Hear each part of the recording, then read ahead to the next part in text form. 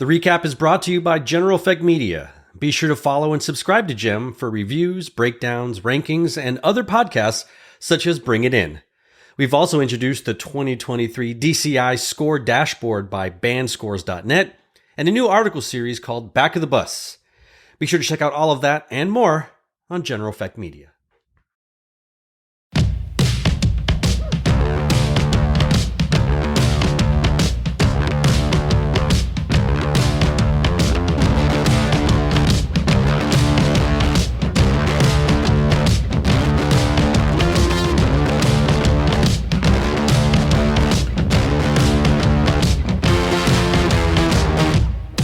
The recap for Friday, July 14th, 2023, 8:24 a.m. in the Superior Time Zone, the Central Time Zone.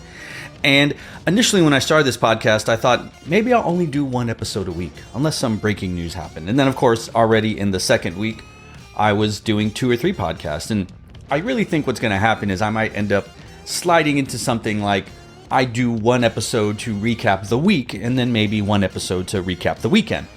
Especially when it comes to drum corps, as there's so many shows going on. So today is Friday. We're about to start 3 shows, one in Wyoming, one in Iowa, one in California. On Saturday, we have 5 shows: Little Rock, Wetumpka, Fort Collins, Vista, Rockford, and then Sunday, one show in in the San Gabriel Valley, California. Before we start, oh boy, the hot Texas tour. And not just hot because the music's hot, but it is hot. It is hot here. We are supposed to average over 104, 105 degrees for a better part of the week.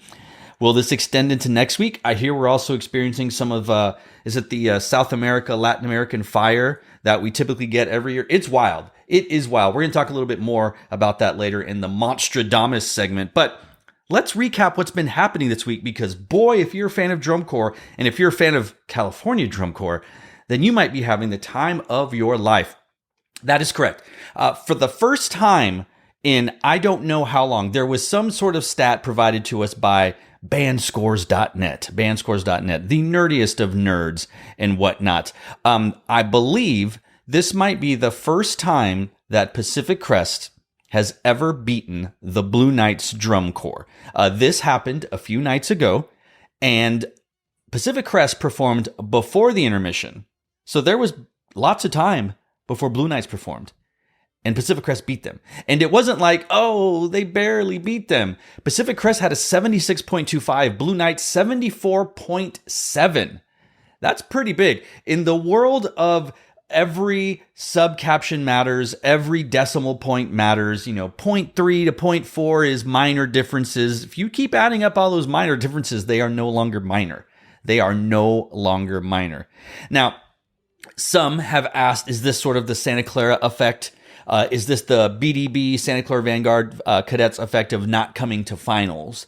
If you remember, I believe last year, Colombians had a really strong year because of the fact that the BDB, SCVC were not coming all the way to finals. A few years ago, when BDB was still coming and SCVC was still around, when those groups didn't come to finals, you saw a trickle-down effect to other West Coast drum corps where the numbers were maybe bigger, definitely better, and they were more competitive. So curious, much like how the Troopers percussion might be experiencing some benefit due to the lack of Santa Clara Vanguard this year, I wonder, and some other people wonder maybe, hey, what does this mean for other West Coast drum corps? Will this last?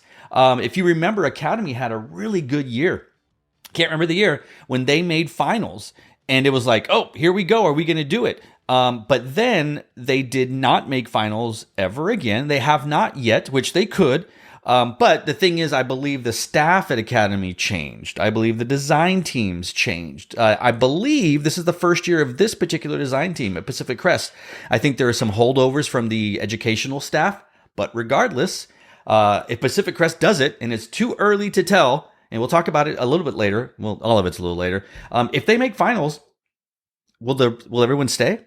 Probably. I don't know. Staff, design teams? Or does it become sort of like the Power 5 in college football when a football coach has a good season at like Memphis or something, or at University of Houston or TCU or UTSA, and then they call them up to the big leagues and they're like, oh, hey, we really want you to come over here. PJ Fleck, right? James Franklin. It'll be interesting. But let's break down a little bit of nerd stats. So as of right now, July 14th, and fully understanding, number one, that Carolina Crown has not performed since July 9th. And number two, fully understanding, but really, you can't compare scores from across the blah, blah, blah, blah. All the judges are the ones, they see it, they talk. You can kind of surmise that things are going to be a certain way. So as of today, surprise, surprise, Blue Devils in first. Blue Coats are in second. Boston's in third. Crown's in fourth. No surprises in these top fours right now based on previous scores. However, Mandarins are in fifth, Phantom Regiment are in sixth, and they're not that far off from each other. There's only a 0.1 difference between Phantom and Mandarins, and Mandarins is less than a point for Crown. Mandarins are closer to Crown based on the last score than Crown is to the Boston Crusaders. Again, Crown hasn't performed since July 9th. Take that with whatever amount of salt you'd like. Seventh place, the Cadets. Eighth place, the Blue Stars. Ninth place, Cavaliers. 10th place, the Troopers. They've jumped back into the top 10. Colts in 11th, and the aforementioned Pacific Crest. If finals were today, Pacific Crest would be in finals. And it's sort of an island of sorts, right? I talked about islands last time, and I know I went on record and said no one's going to crack the top four. Man, I don't know. I think we can look at the top four and then Friends. Top four and Friends. Can Mandarins pull it off? It's really early. It's very early, and Mandarins and Phantom both have some weaknesses that the top four don't have, which we'll talk about in a sec when we break down captions. So you're looking at top 4, 5, 6 are on an island, maybe 5, 6, 7. Cadets are kind of more than a point away from Phantom. Cadets might be on an island right now in 7th place. But if you look at 8 and 9, Blue Stars and Cavaliers, that's a neighborhood. And then 10 and 11, Troopers and Colts, they're going to battle it out, looks like. And then 12th, and again, 12th and below seem to be the battle. However, if we go off of today, Pacific Crest is on their own island. They are a point and a half above the next closest. If we get to the next closest, Madison Scouts 13th, outside looking in.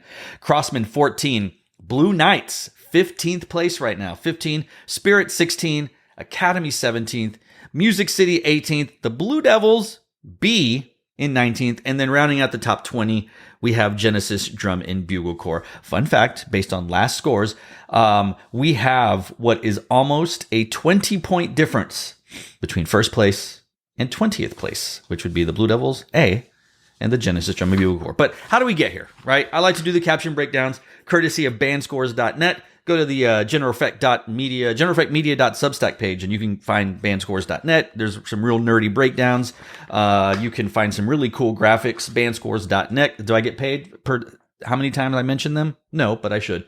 Look, Blue Devils, no weaknesses. Straight ones all across the board. If we were doing UIL ordinals, every single caption they're in first.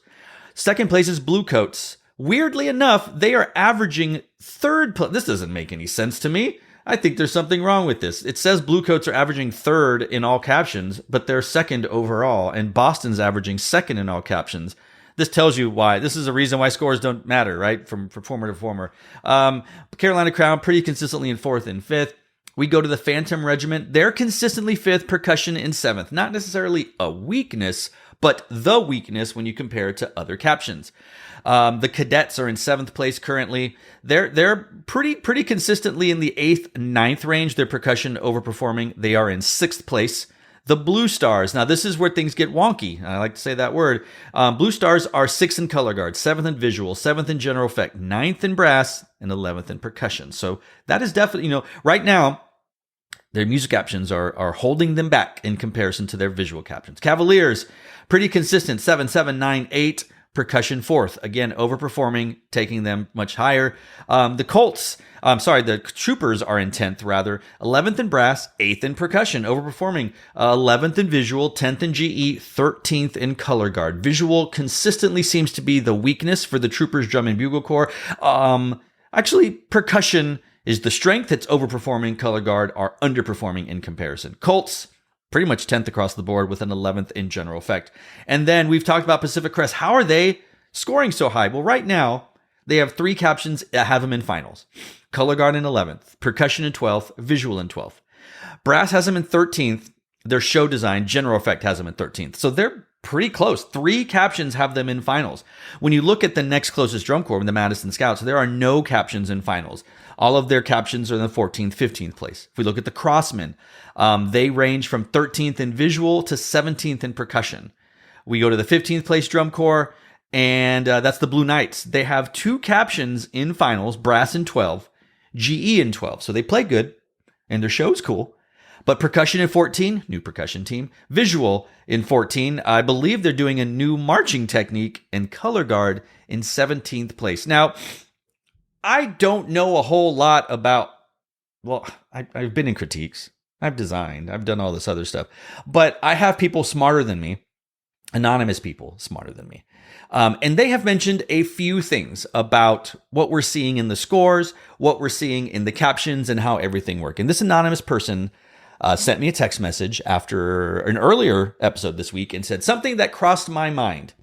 Even though captions have quote unquote equal bearing on scores for my Vegas odds section, right? Like, this is my odds if I do this or that. This person said that they want to put money on those with core captions in finals. Core, this person put some quotation marks around it. So while this person says percussion certainly can harm, and they say cough, cough, Boston and Crown, but percussion and color guard can't really carry a core into finals. So it's one of those like, just good enough, so don't let it hurt you, but it's not going to like bring you in there. So they said their money is on those with the music and visual scores in the top 12. So if we look at those groups with the visual and music scores, Blue Knights have a 12. Pacific Crest has a 12, right? GE, Blue Knights have a 12. Percussion and color guard, Pacific Crest. So this person would put money on Blue Knights still being that 12th place drum corps with maybe Pacific Crest in that 13th spot, which would not be a big deal. Now, this particular person also sent me some other fun news. Did y'all know, and maybe you did, maybe you forgot, the color guard sheet changed this year. It's been out there. Apparently, there is now equal emphasis on skills, responsibilities, and quote, design choices. And this came out while productions had already started. So, right now the Boston Crusaders are the shining example of the best color guard based on results in Drum Corps International. So other groups may be going the Boston approach. So we'll have to see how it turns out, because if some people say we're going to do this, but then now they're getting, not really the scores they wanted, perhaps that is why an Impulse was scoring higher than a lot of other drum corps in color guard, even though they only had 7 performers. That could be a reason. I'm not sure if it is, but I'm not a color guard person. If they drop it, then I'm like, oh, they dropped it. If it's together, I can tell it's together. If it's not together, I can tell it's not together. But other than that, I don't really know about design. Yeah, actually, I do. As a music designer, I do know that if we're doing like a ballad and there's an oboe solo, you probably shouldn't do a saber toss, and then all of them drop, and then you hear drop, drop, drop, drop, drop, drop, drop. Because nothing takes away from a good moment like a bunch of drops. And that happens with the percussion too. Do we need to have a bunch of stick drops in the Bring It In podcast? Aaron Blackley said that he did not like the fact that the Phantom Regiment are playing beats, as he says, during the Rachmaninoff Piano Concerto, which I tend to agree with. Number one, I agree with it if it's, as he said, metered. But if you have a super rubato, flowing, Broken City type writing that goes along with it, and interpretation, it could be very musical. But Aaron didn't like it. So yes, there are things that can take away from wonderful moments in a ballad, not just color guard, percussion, also electronics.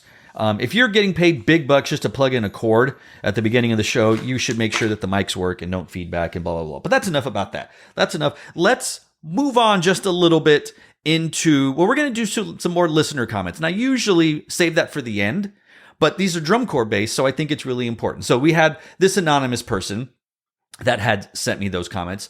Another anonymous person was surprised to go, Phantom Regiment is only back 2 points to Boston.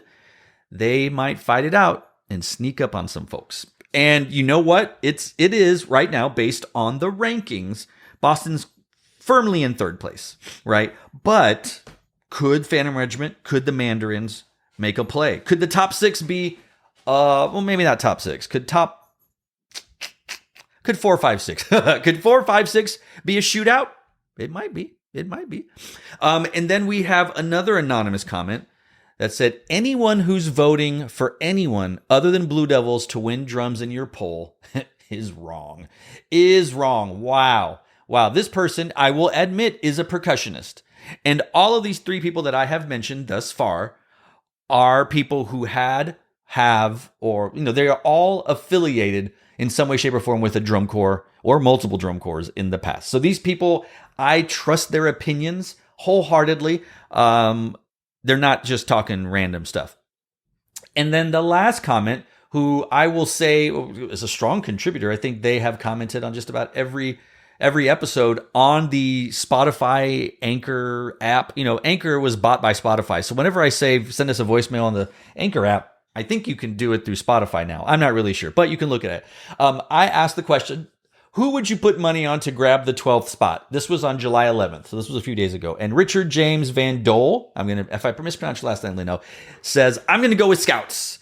This person thinks the Madison Scouts are going to be in that 12th spot. And right now, that's a pretty good bet. Pacific Crest, Madison Scouts, Blue Knights, perhaps. Those are definitely some great odds. Though, depending on the time of day, Crossman, Spirit, Academy, time of day, time of year, it's going to be a lot of fun. As we continue on to this season, like we said, we're going into Texas Week, which is not until next week. But we have Oklahoma, we have Canyon, etc. We'll talk a little bit more in a second. We have our rankings where people think things are going to end up. And I say that's important because that's when groups are going to start to see each other that haven't seen each other yet, culminating in San Antonio, where definitely the majority of all the world-class corps will compete. I believe Jersey Surf will not be there. Most of the time, Broken Arrow is when some of the big dogs see each other. I'm not really sure. I don't have the schedule in front of me. But based on all that, based on this, we have what we call the Week 2 finals predictions. It's part of the GEM's crystal ball. Get it? GEM, crystal ball. And the voters, we have 30 plus voters that we submit, and they all guess. They're like, this is who I think it's going to be at the end of the year. Now, they all voted on, today's the 14th. They all submitted their votes before the Pacific Crest over Blue Knights show happened. So you can take this with whatever size amount of salt if you'd like. Surprise, surprise, Blue Devils. Almost 2/3 of everyone thinks the Blue Devils are going to win. 14% think the Blue Coats are getting second. No, I'm sorry. Blue Coats are going to be in second. 14% voted them in first place. Carolina Crown in third, though 19% voted them to win. So you can see that based on that, there's a lot more people that think Carolina Crown might be lower than third, which is kind of messing with their thing. Boston Crusaders in fourth, 8.7% think they're going to win. That's what they're saying. Phantom in fifth, Mandarins in sixth, even though the results are currently backwards. Cadets in 7, Blue Stars in 8, Cavaliers 9, Troopers in 10, Colts in 11, and as of the 11th-ish, people think the Blue Knights are going to get 12th. On the outside looking in, pretty significantly, Blue Knights were 81 points, Madison Scouts 43 points, Madison Scouts getting 13th, Spirit getting 14th, and then Pacific Crest had entered the top 15. Again, this was before Pacific Crest beat Blue Knights. So we're probably going to see a lot of mumbo jumbo going on between 12 and 15 in our rankings. Make sure to subscribe to the generaleffectmedia.substack. So you can get all these great stuff. We'll let you know about the latest podcast episodes here at the recap or bring it in. We have rankings, we have band scores, dashboards, etc. When it comes to the captions, people think the Blue Devils are going to win GE, 57%. Blue Devils are going to win visual, 90%. Carolina Crown is the odds-on favorite to win brass at 47%. Not a majority. Sanford's going to go to the Blue Coats, also 47%, not a majority. And is this the lowest number we've seen for people thinking the Boston Crusaders are going to win color guard? 42.9%. I think this speaks to the strength of many other color guards now, which is what you want. You want parity. Which we don't really have. Because you can't have an upset. You can't have a TCU who was like 3 and whatever last year and then make it to the championship game, and albeit get destroyed by Georgia. But you can't have that. You that is akin to the Spirit of Atlanta. No, because Spirit wasn't around last year. That's akin to Music City. Music City battling Blue Devils for the championship on Saturday night. It won't happen. It can't happen. Why can't it happen? Oh, that's a whole other podcast. But in the words of Strong Bad, The system is down. I promise we're going to get away from drum corps, but I just got to say one thing. Last episode, I predicted in my Monstradamus that Jay Missing, that judge, that person was going to mess some things up. And boy, did they do that. Jay Missing was at 3 shows this week, I think. At the very least, they were at 2 shows. They were in Chippewa. They were in Wisconsin. And then they were in Iowa. How they were at 2 different shows, I don't know. Maybe there's a time zone difference. Maybe they figured out a rip in the space-time continuum. But true to form, Jay Missing messed some things up. I don't know what DCI does in their judges training, but this Jay Missing, true to their name, may have missed that training. So I was right. I was right that Jay Missing was going to mess some things up this past week. I think I'm going to make a prediction, and we may or may not have some articles coming out, another article about this. But last summer, staff writer, managing editor Matthew Carstensen wrote a great article about the heat. Not just the heat is on, but just how bad the heat is in Texas, the Southwest. Right now, honestly, the world is burning. But this is fine. And he talked about what we can expect and blah, blah, blah, blah. We are in the midst down here in Austin, Texas. Oh my God, it is stupid hot, as they say, right? And there is no projection of it letting up. If we look at the weather app, and whatever app you want to choose, right? Whatever app you want to choose, I am using the normal whatever that comes with Apple to talk about this right now. As I mentioned, right now it's 8:45 a.m. It is 82 degrees. Our high today, 102. If we go over the 10-day forecast, and the 10-day forecast would include some Texas shows, high 102, 102, 102, 103, 103, 103, 101, 101, 102, 100. And that's on Sunday, the free day. Now, some of you might be going like, yeah, but if we just delay the show. Oh, you want to delay the show, do you? Last night, as I was driving home at 7 p.m., it was 104 degrees. Today, and only because there's rain in the forecast, the show at 7 p.m. would be 99 degrees, right? It doesn't drop below the 90s until 10 p.m. Now, we are in Austin, and there is rain projected today, Saturday, Sunday, Monday, and Wednesday. I don't know what Oklahoma looks like. I don't know what Canyon, Texas looks like. Don't know what Houston looks like. Obviously, in San Antonio, there's a dome, so we don't have to worry about any of that kind of stuff. But if we're to look at the schedule, and we're to look at it and say, what's going on, right? Kansas and Canyon on Monday the 17th. Ugh. Abilene and Broken Arrow on the 18th. Ugh. Austin and Denton. Ugh. Denton's further north. They may be better, but they have wild weather. Houston on Friday. Oh, there's a Dover, Pennsylvania show. That'll be nice weather. Yeah. And then let's not forget about the other shows. Then we begin the Swamp Tour. Mesquite on Monday. McKinney on Tuesday. Monroe and Hattiesburg on the 26th. We're in Murfreesboro, Alabama on Friday the 28th. Look, these next 2 weeks are going to be awful weather-wise. And as Monstradamus, I am predicting over these next 2 weeks, not just that shows are going to be delayed. I'm predicting a show is going to be canceled. At least one show is going to be canceled, and it's going to be weather-related. At the very least, show or shows will be delayed. Take it a step further, no uniforms. The worst case scenario, they cancel one. I don't know what show it'll be. It's going to be one. I feel like it. We are within the 17th through the 29th. Those 2 weeks, we're going to cancel the show. And it's going to be heat related. Or, I know I'm fudging my bets here. Heaven forbid something happens to somebody heat related. And they have to, look, I don't want to get morbid on this thing. But as I just watched the ESPYs, or clips of the ESPYs, and the player from the Buffalo Bills, he presented the humanitarian award to the Buffalo Bills staff.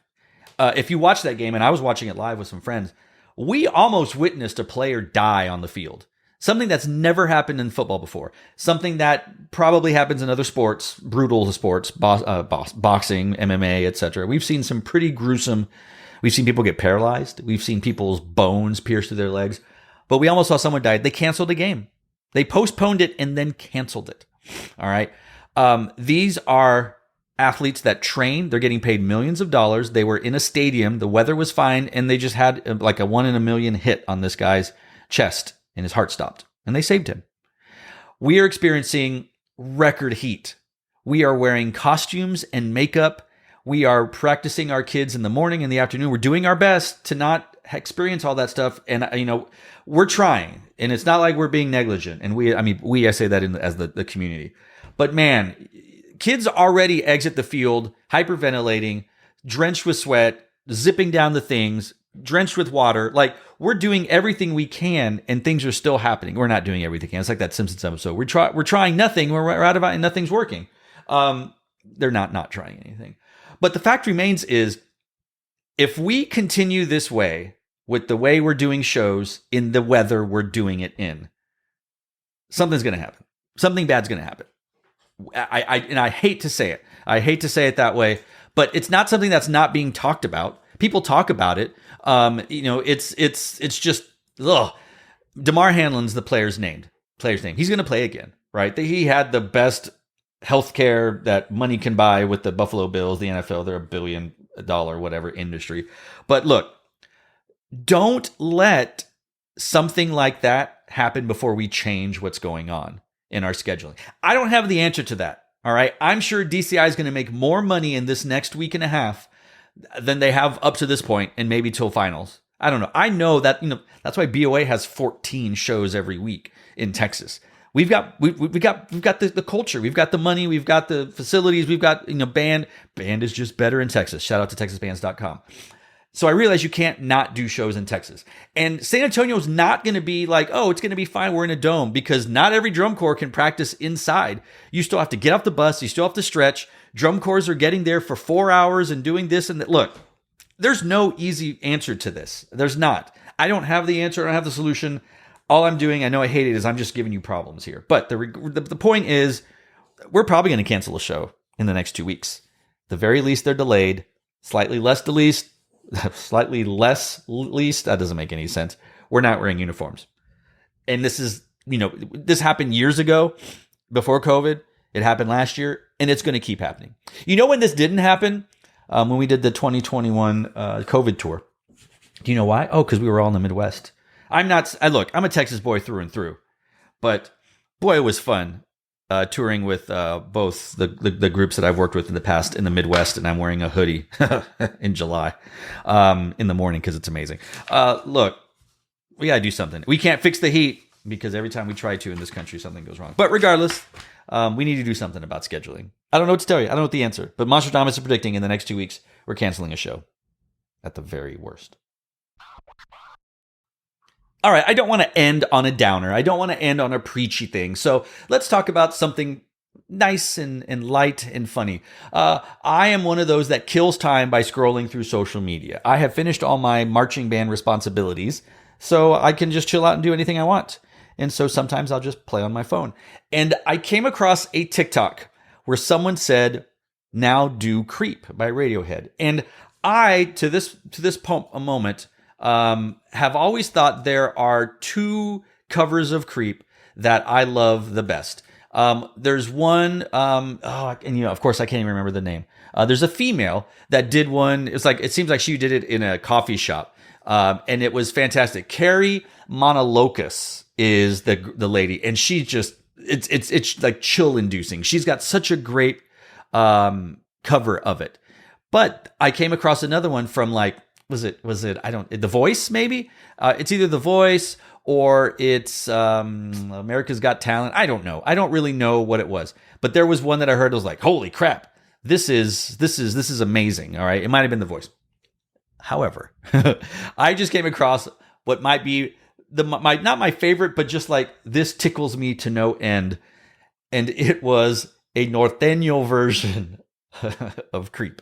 It was a banda version of Creep. Now, I went down the rabbit hole. Easy, like the two letters, Easy Band. If you go to their Instagram, which is Easy Band Official, or you can go to their website, which is Easy Band Houston. They're a Houston-based band that play banda music. They do norteño music. And on their website, And then they actually have a Spotify playlist. They have a Spotify album that is entitled Make It Norteño, Volume 1. And if you're wondering, well, how are you spelling that? Well, make it, that's easy. And then Make It Norteño, except there's a tilde over the N. Make It Norteño. Like how some of y'all like to say jalapeno, norteño, norteño. There's a lot of songs. There's 17 songs on there. They have The Scientist, We Are Young, Easy on Me, Creep, Hey There Delilah. I think Something Has to Be the Beatles song. It's the most wonderful time of the year. I'm going to play the Creep version at the outro of this because I just think it demands listening.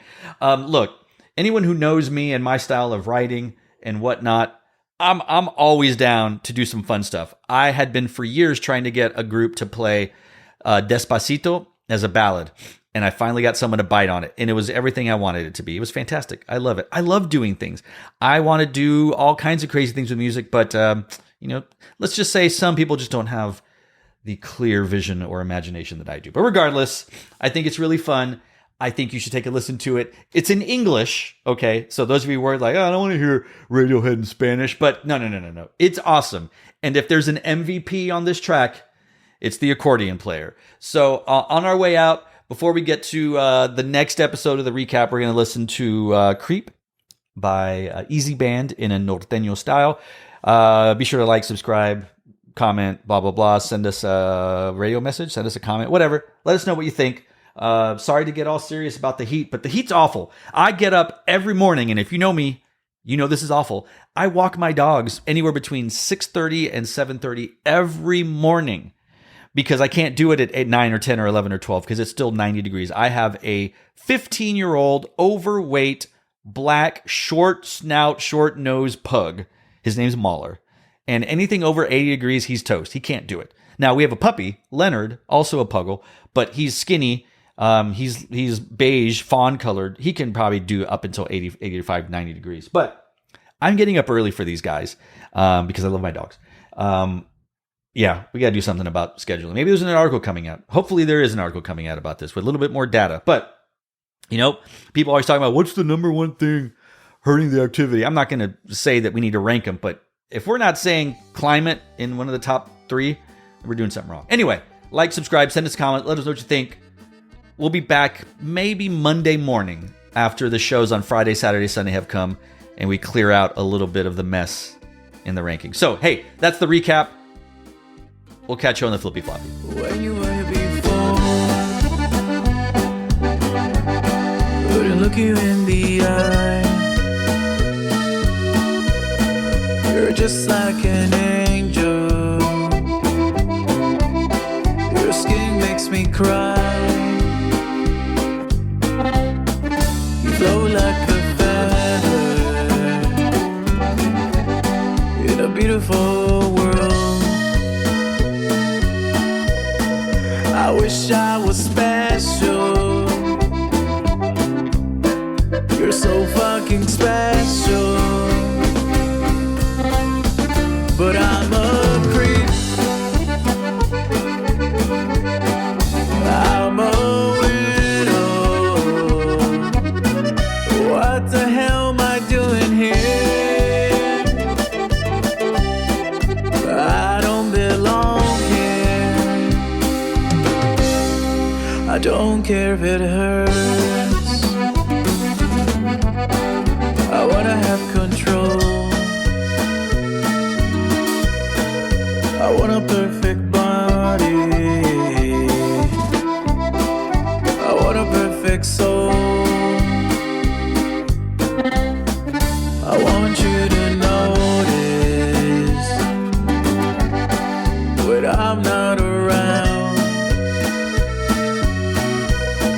So fucking special. I wish I was special. But I'm a